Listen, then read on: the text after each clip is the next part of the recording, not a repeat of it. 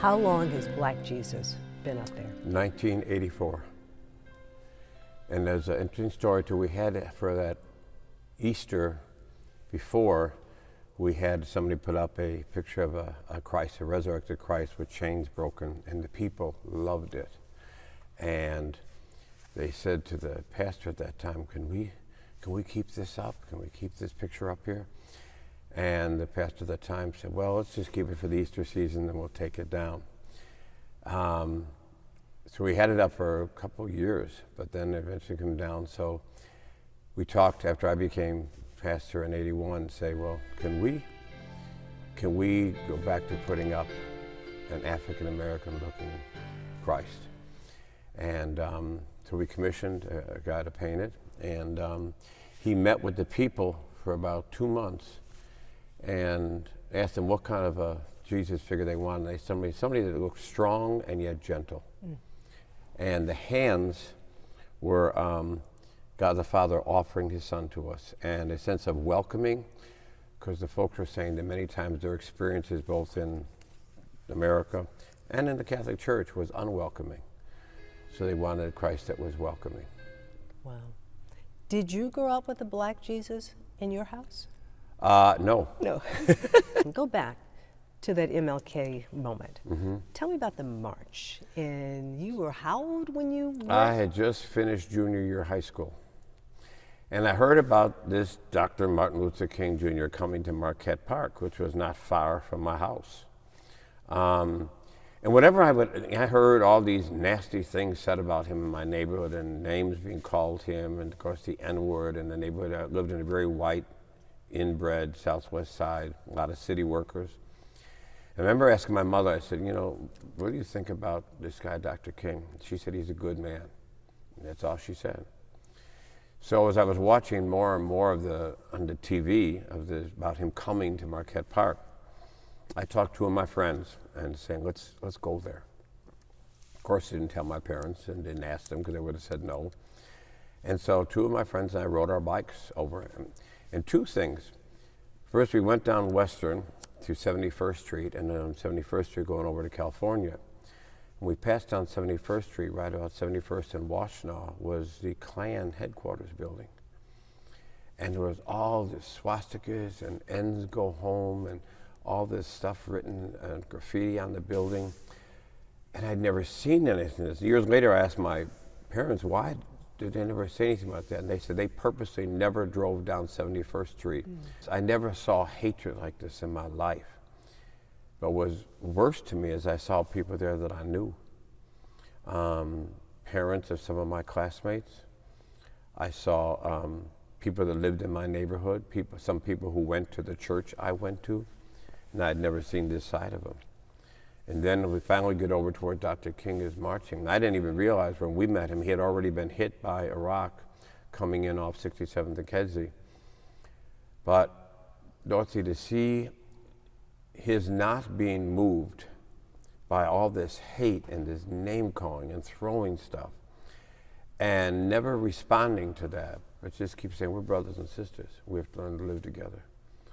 And I left that day, consciously remembered to this day, riding home on my bike thinking either this man is crazy or he has some kind of power I want to know about. So that's when I began to just read about him and found out his faith was his strength.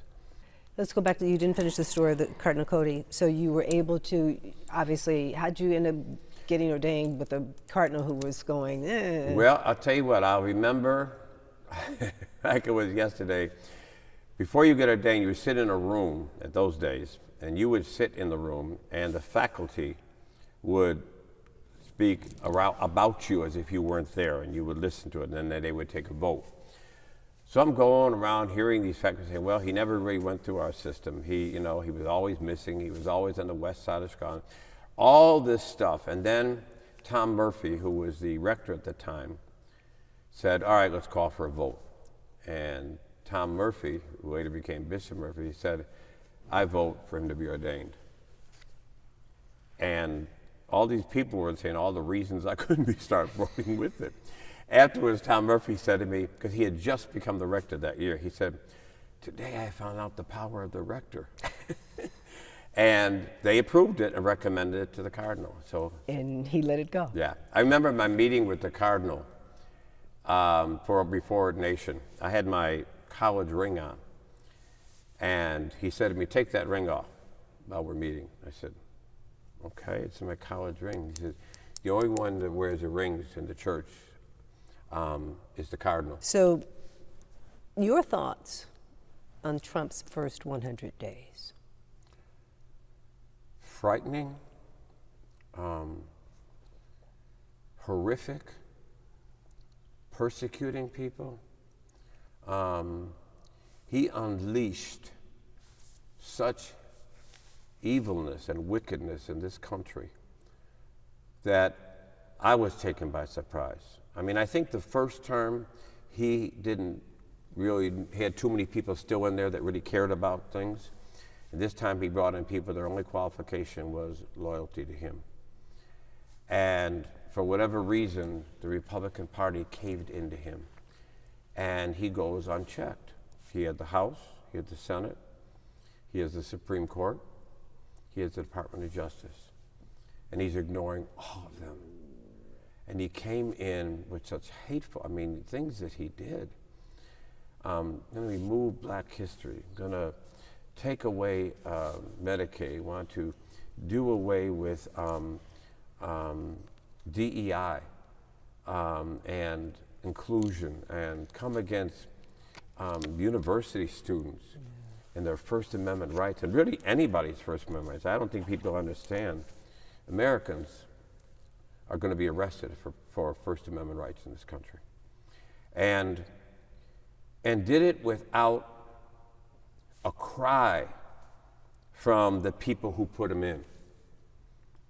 I remember a white lady called me about a month ago, and she said, can you help us form some kind of a protest about Trump? Because, I believed in him, I voted for him, I went out and worked for him to be elected, and we need to get something to your group from St. Sabina. I said, ma'am, I can't do that. I said, first of all, you helped put him there, and you need to reach out to the other people that voted for him and have them say he shouldn't be there. We knew he shouldn't be there in 79th Street. But I said, you helped put him there, and the white community now is going to have to get together, and white women in particular who put him in, and say, this was a mistake, and we want him out. Let's talk about the Pope. Yeah. Two things. I think, first of all, after Francis died, there was this massive outpouring around the world. Catholics, non-Catholics, atheists, who talked about this humble, good man. It's so sad, Dorothy, we always learn more about people after they're dead. He was always this man. But his humility, and yet his boldness and his courage, his inclusiveness. I remember when he came out a year and a half ago now about saying to bless gay couples. And I have some gay couples in the church, and this one gay couple came to me immediately and said, will you bless us? I said, I'd be honored to. And about 3 days later, one of the newspapers in Chicago called me. I think they were calling a bunch of priests. They said, all the priests we talked to said, we can't, no, we're going to wait yet. I'm going to wait and see. And they said, is that how you feel? I said, no, a couple already asked me, and yes, we're going to do it. And it became a big story because I was doing it. And the hate I got from Catholics and from other priests saying, why would you do this? It was so interesting to me. For years, I used to be told, you need to do what the Pope says. It's okay, now I'm doing what the Pope says, and now I'm still wrong. Let's talk about the new Pope. The new Pope Yeah. is amazing. I am so excited.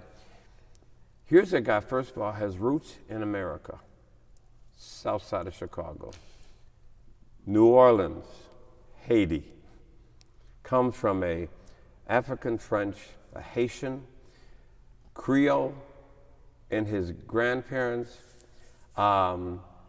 background, history. And here on the south side of Chicago, so he knows the reality of America. He knows racism and what goes on in this city and in this country. He also knows the ideals of this country. We never achieved them, but he knows what our ideals are. And here he is now Pope in a position to be a game changer in the world of what's going on here in this country and around the world. Spends time in Peru. Many of the immigrants coming here right now are not just Venezuelan, they're Peruvian and they're Haitian. He has Haitian roots. He was in Peru as a parish priest, as a bishop, saw the struggle, saw the poverty, saw the injustice, then spends the last 3 years at the right side of Francis. That kind of ingredients, I couldn't be more excited. I remember I'm here about a year and a half, and there was an African-American man who used to sit in this church in the back. And this church, when I came here, was told was going to close in 3 years. And not to make any major changes. This guy was a radio personality in Chicago called Zip Johnson. I'd see him every Sunday, and then he'd leave out before church was over. One Sunday after church, he said to me, he said, come to my house after service. He was one of the first black families that moved in this neighborhood in 1966. He lived a block over. I went over there. He said, I just need to ask you one question. I like what you're saying. I like what you say you want to do. But how long are you going to be here? Because I'm not going to get involved with just revolving doors of priests coming in and out of here. How long are you going to be here? And I said, I'll be here as long as you and the people of St. Sabina want me to be here. I'll fight to stay here if that's what you want. He said, then I'm in. And that conversation really affected, because I realized in communities like this that have been so abandoned and neglected by the church as well as businesses, it takes time. Just about justice change, it takes time. I love being a priest because, you know what, I learned for myself what Dr. King taught me through his writings. Our faith should be the moral compass of the world. Our faith is what should move us to fight for what's right and fight for justice. Our faith is not only to grow into a relationship with God, but our faith then is to build the kingdom of God every day. I tell my folks when I leave here,